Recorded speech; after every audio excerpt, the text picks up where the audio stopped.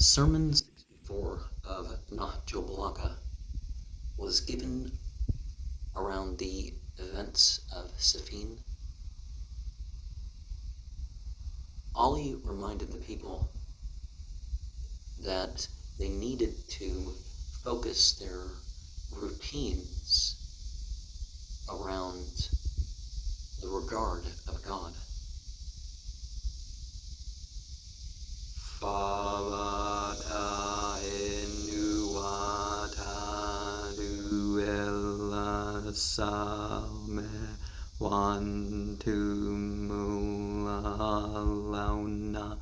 Wallahu ma'akum walan yatirakum amalakum.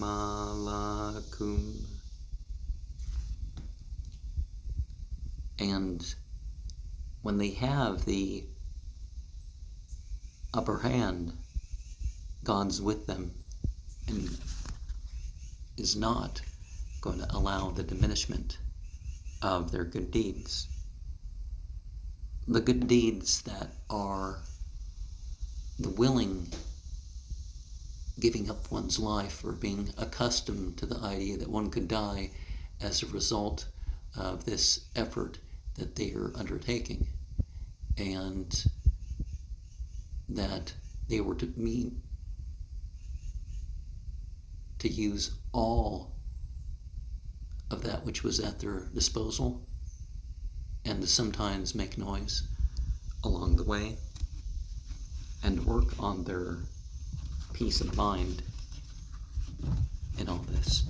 And letter 64 was replying to Muawiyah. There were agreeable terms, but that was being disregarded.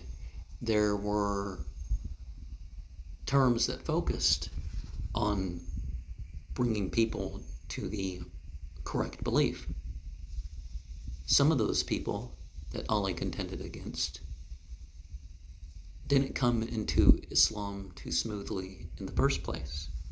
And of course, that's the sort of person that has the problem with Islam. They act like Islam is a burden because they turn a 2-minute prayer into a half an hour ritual, rather than just, when you use the restroom, you wash up for prayer, you don't drag your feet. I've thought of all these things to do along the way. And then all the stress from, loud music and everything else that people do, they might even associate that with the quiet and calm and the controlled breathing and stuff, or they don't do that part of the prayer. See, the people who focus on all that, but that's not, prayer is not really the focus of this letter. And what was going on is Muawiyah was trying to claim some sort of unity and doing a lot of blaming of somebody who, while they did have a claim to caliphate, they never made it, they never tried to write it up or anything like that to try to bring it about, particularly during the time of Umar and Uthman. One would have thought that Ali would have done that. It's like whether or not it was the thing, he just didn't think it was right to do that. And, there's that saying that Ali and some of the other companions, that those who exaggerate their state are the rejectors, those who fight them are the disbelievers, and those that side with them are the believers. And Ali was not the only one in that company. The narrations that say Ali and Abdul Basir, it would have been obvious that those who were promised paradise in this life would have been that company. Some or all of them in each, whether it was one event or multiple events where Muhammad pointed this out about the 3 positions about the people. So political differences to him wasn't enough to cause the fight.